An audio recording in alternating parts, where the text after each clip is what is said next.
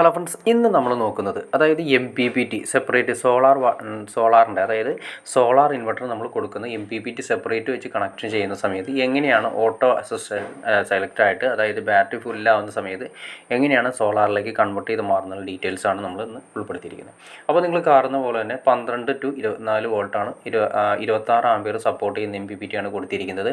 അതിൻ്റെ SPV എന്ന് ഉദ്ദേശിച്ച സോളാറിൻ്റെ പാനലിൻ്റെ വോൾട്ടേജാണ് വരുന്നത്. ഇപ്പോൾ നമ്മൾ കൊടുത്തിരിക്കുന്നത് 540 മോണോപോർക്ക് ഹാഫ് കട്ട് ബൈഫേഷ്യൽ പാനലാണ് കൊടുത്തിരിക്കുന്നത്. അതായത് പാനലാണ് ഈ കാണുന്നത്, ഒറ്റ പാനലാണ്, ബ്ലാക്ക് പാനലാണ് നമ്മളിപ്പോൾ മാത്രം കൊടുത്തിരിക്കുന്നത്. ബൈഫേഷ്യലാണ്. താഴെ നിന്നും ലൈറ്റ് അടിച്ചു കഴിഞ്ഞിട്ടുണ്ടെങ്കിൽ അതിൻ്റെ എഫിഷ്യൻസി ഏകദേശം സാധാരണ പാനലിനെ അപേക്ഷിച്ച് 20% കൂടുതലുള്ള ബൈഫേഷ്യൽ പാനലാണ് കൊടുത്തിരിക്കുന്നത്.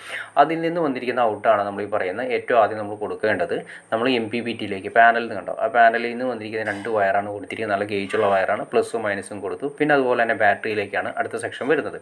അപ്പോൾ ബാറ്ററിയിലേക്ക് പോകുന്നു, ബാറ്ററിയിലേക്ക് ചാർജിങ് സെക്ഷനായിട്ട് പോകുന്നു. അപ്പോൾ ഇത്രയാണ് ഇതിനകത്ത് മെയിനായിട്ട് കൺട്രോളിങ് വരുന്നത്. പിന്നെ വരുന്നതെന്ന് വെച്ചിട്ടുണ്ടെങ്കിൽ നമ്മൾ ഓട്ടോമാറ്റിക്കായിട്ട് ഇൻവെർട്ടറിലേക്ക് പോകുന്ന സപ്ലൈ കട്ടാവണം, എന്നാൽ മാത്രമേ നമ്മൾ അതുകൊണ്ട് സോളാറിനോട് ഗുണമുള്ളൂ. അപ്പോൾ പറയുന്നത് ഏറ്റവും ആദ്യം കണ്ട ഈ വരുന്ന പ്ലഗ് വരുന്നത് നേരെ ഇൻവെർട്ടറിലേക്ക് പോകുന്നത് ഈ MPPT വഴി കയറി ഇറങ്ങിയാണ് പോകുന്നത്. അപ്പോൾ MPPTയിൽ കൺട്രോളിങ് ഉണ്ടെങ്കിൽ മാത്രമേ സോളാറിലേക്ക് വരുന്ന ഇൻപുട്ട് KSEBയിൽ നിന്ന് വരുന്ന ഇൻപുട്ട് കൺട്രോൾ ചെയ്താൽ മാത്രമേ സോളാറിൽ നിന്ന് നമുക്ക് ഫുൾ ടൈം യൂസ് ചെയ്യാൻ സാധിക്കുകയുള്ളൂ. ഇതിപ്പോൾ സെപ്പറേറ്റ് വന്നിരിക്കുന്നതാണ്. ഇപ്പോൾ ലോഡ് കണക്ട് ചെയ്ത് 98 വാട്ട്സ് കണക്ട് ചെയ്തിട്ടുണ്ട്. അപ്പോൾ ഇതിൽ കണക്ട് ചെയ്തിട്ടുണ്ട്. ഈ സ്വിച്ച് നമ്മൾ ഓഫ് ചെയ്ത് കഴിഞ്ഞാൽ KSEBയിൽ നിന്നുള്ള സപ്ലൈ ഓഫായി. അപ്പോൾ സപ്ലൈ ഇതിപ്പോൾ ഓണായി കിടക്കാണ്. ഓണാകുന്ന സമയത്ത് KSEBയിൽ നിന്നുള്ള സപ്ലൈ വന്നതിന് ശേഷം ബൈപ്പാസ് ചെയ്ത് ഡയറക്റ്റായിട്ട് കയറിറങ്ങിപ്പോകും. അതായത് രാത്രി സമയങ്ങളിലൊക്കെ നമ്മൾ ഉപയോഗിക്കുന്ന സമയത്ത് ബൈപ്പാസ് ചെയ്ത് യൂസ് ചെയ്യും. അപ്പോൾ ഇനി നമുക്ക് ഓട്ടോ മോഡ് എന്ന് പറയുന്ന സ്വിച്ച് ഉണ്ട്, അത് മാനുവൽ മോഡുണ്ട്, സ്വിച്ച് ഉണ്ട്. അത് നമ്മൾ ജസ്റ്റ് നിങ്ങളെ കാണിച്ചു തരാൻ കണ്ടോ. ഇപ്പോൾ ഇതിൻ്റെ അകത്ത് നോക്കിയാൽ അറിയാൻ പറ്റും ബാറ്ററിയുടെ വോൾട്ടേജ് കറക്റ്റ് എന്താ SP വോൾട്ടേജ് ഓട്ടോ മോഡ് കണ്ടോ. ഓട്ടോ എന്ന് ഉദ്ദേശിച്ചിട്ടുണ്ടെങ്കിൽ നമ്മളിപ്പോൾ ബാക്കിൽ കാണുന്ന സ്വിച്ച് ഓൺ ചെയ്തിട്ടുണ്ടെങ്കിൽ MPPT സ്വിച്ച് ഓൺ ചെയ്ത് കിടക്കുകയാണെങ്കിൽ ആ സ്വിച്ച് നമ്മൾ ഓട്ടോമാറ്റിക്കായിട്ട് ബാറ്ററി ഫുള്ളാവുന്ന സമയത്ത് ആദ്യമേ തന്നെ നമ്മൾ കാലത്തേക്ക് സമയത്ത് ബാറ്ററി ഫില്ലായിരിക്കില്ല. ബാറ്ററി ഫില്ലാവുന്ന സമയത്ത് ഏകദേശം ഒരു 13 വോൾട്ടേജ് നമുക്ക് സെറ്റ് ചെയ്യാം. 13 വോൾട്ടിൻ്റെ അടുത്ത് ഏകദേശം ഒരു ബാറ്ററി ഫില്ലാവുന്ന സമയത്ത് ഓട്ടോമാറ്റിക്കായിട്ട് നമ്മുടെ KSEB ലൈൻ കട്ടാവും. KSEB ലൈൻ കട്ടായിട്ട് നേരെ സോളാറിൽ നിന്നും ഇൻവെർട്ടർ വർക്ക് ചെയ്യാൻ തുടങ്ങും. സിമ്പിളായിട്ട് പറഞ്ഞാൽ 13 വോൾട്ടേജ് ബാറ്ററി വോൾട്ടേജ് ആവുന്ന സമയത്ത് നമ്മുടെ KSEB കട്ടാവും. പിന്നെ നമ്മൾ ഇൻവെർട്ടർ സ്റ്റാർട്ട് ചെയ്യും. അങ്ങനെയാണ് നമ്മൾ ഇതിൻ്റെ അകത്ത് MPPT സെറ്റ് ചെയ്തിരിക്കുന്നത്. പിന്നെ വൈകിട്ടാവുന്ന സമയങ്ങൾ അത് ഏകദേശം ഒരു 9 മണി, അത്യാവശ്യം വെയിലുള്ള സമയമാകുന്ന സമയത്ത് നിന്ന് ഏകദേശം ഒരു 9 മണിയാകുമ്പോഴേക്ക് ഈ പറയുന്ന ഓപ്ഷനിലേക്ക് വരും.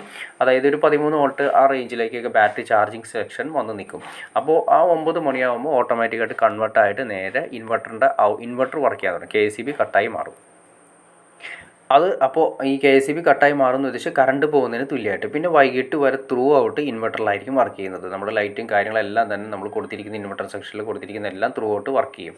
അപ്പോൾ അതിനുശേഷം വൈകിട്ട് ഒരു ഏകദേശം ഒരു 5 മണി 6 മണിയായി കഴിയുന്ന സമയത്ത് ഇൻവെർട്ടറിൻ്റെ ഔട്ട് അത്യാവശ്യം വെയിലൊക്കെ മാറി വോൾട്ടേജ് അതായത് SP എന്ന് ഉദ്ദേശിച്ച പാനലിൻ്റെ വോൾട്ടേജ് കുറഞ്ഞ് വരുന്ന സമയത്ത് നമ്മൾ അതിൻ്റെ അകത്ത് MPPT സെറ്റ് ചെയ്തിട്ടുണ്ടോ ഏകദേശം ഒരു 11.8 വോൾട്ട് അല്ലെങ്കിൽ ഒരു 12 വോൾട്ട് അല്ലെങ്കിൽ 11.8 സാധാരണ നോർമലി ചെയ്യാറ്. 11.8 വോൾട്ട് ബാറ്ററി ഡിസ്ചാർജ് വരുന്ന സമയത്ത് തന്നെ വീണ്ടും കട്ടായി ബൈപ്പാസ് സെക്ഷൻസിലേക്ക് പോകും. അതായത് നമ്മുടെ ഇൻവെർട്ടറിൽ നിന്ന് ഇൻവെർട്ടർ ഓഫാവും. ഏകദേശം ഒരു 6 മണിയാകുമ്പോൾ ഓഫാവും എന്ന് വിചാരിക്കുക. അല്ലെങ്കിൽ ഒരു 5:30 ആകുമ്പോൾ അല്ലെങ്കിൽ 6 മണിയാവുന്ന സമയത്ത് 11.8 വോൾട്ടിൽ നിൽക്കും.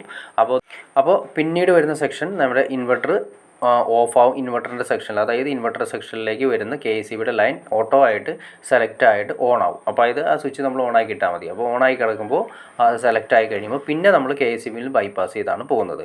അപ്പോൾ നിങ്ങൾക്ക് അങ്ങനെ ഉപയോഗിക്കാം. ഇനി അതല്ല ഒരു 2-3 മണിക്കൂറൊക്കെ ഫുൾ ബാക്കപ്പ് വേണമെന്ന് ആഗ്രഹിക്കുന്ന വ്യക്തിയാണെങ്കിൽ ആ സ്വിച്ച് ഒന്ന് ഓഫ് ചെയ്തിട്ട് കഴിഞ്ഞാൽ ഏകദേശം ഒരു 9 മണി 10 മണി വരെ ബാറ്ററിയിൽ നിന്നുള്ള ലോഡ് കൊണ്ട് മൊത്തം വർക്ക് ചെയ്യും.